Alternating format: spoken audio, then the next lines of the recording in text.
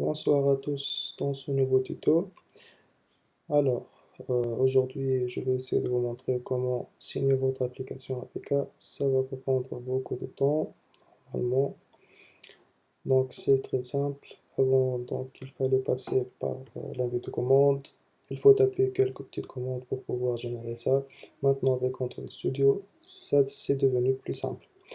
Donc, on va essayer de voir ça, comment pouvoir le faire. Donc, je vais prendre ici un petit exemple. Une application de chez Préférence. Je vais essayer de générer donc une version d'APK signée. Donc je vais tout simplement aller dans Build, Generate Signed APK. Alors, la première chose, c'est de mettre ça sur le module de notre application. Appuyer sur Next. Ici, il va falloir spécifier donc une key store, un path pour notre key store. Donc, puisque c'est la première fois, on va créer donc, une nouvelle key store. On va mettre Create New, puis appuyer sur ces trois points et spécifier le chemin dans lequel on va mettre notre clé. Par exemple, je vais le mettre dans ce dossier et puis choisir un nom. Par exemple, je vais l'appeler SPK. Puis appuyer sur OK. Maintenant, il faut donner un mot de passe pour la key store. Donc, minimum, ça doit prendre 6 caractères, je pense. Donc, on va mettre par exemple MDF Tunisia. Puis, il faut choisir donc une alias pour la clé. On va dire que c'est shared references. Et puis, on choisit un mot de passe pour la clé. Ce mot de passe, normalement, ça doit être différent du mot de passe de la key store. On va dire que c'est par exemple 1, 2, 3, 4, 5, 6. Et 6, 1, 2, 3, 4, 5, 6. Maintenant, on peut choisir donc aussi également une validité pour cette clé. Si vous prévoyez par exemple de la changer périodiquement, vous pouvez mettre ça sur la période que vous voulez. Si ça dépasse cette période, vous devez générer une nouvelle APK avec une nouvelle signature. Ici, on va mettre sur 25 ans, c'est juste pour tester.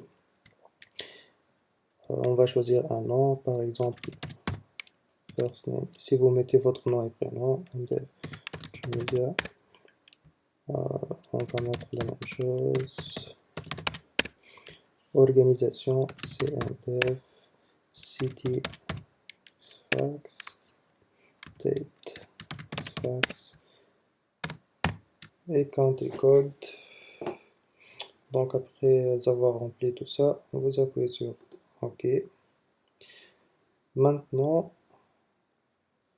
vous voyez que nous avons ici le chemin de notre clé et que le mot de passe du keystore et du key et l'alias sont remplis. Sinon, vous devez noter ça dans un fichier ou quelque part pour pouvoir donc signer par exemple d'autres applications avec la même clé. Si vous avez une clé donc déjà, vous pouvez choisir une clé existante. Sinon, maintenant, on appuie sur Next. Et par la suite, ici dans la phase finale, on choisit la destination de la génération de notre application. Donc, on va appuyer sur les trois points. Allez dans le dossier, par exemple, ici dans App Release. Dans ce dossier, il faut choisir maintenant le type Release et non debug pour générer une version finale de l'application. Appuyez maintenant sur Finish et attendre la génération de l'APK. On peut aller dans le Gradle console pour voir. Ici c'est un build successful, donc c'est bon. Pour voir ça, on peut aller dans le chemin qu'on a spécifié. Ici par exemple, vous voyez que dans le dossier key, nous avons notre clé qu'on a générée, SPKs. expliqué. Et dans App Release, nous avons notre application. On peut bien sûr renommer notre APK, par exemple, shared preferences.apk.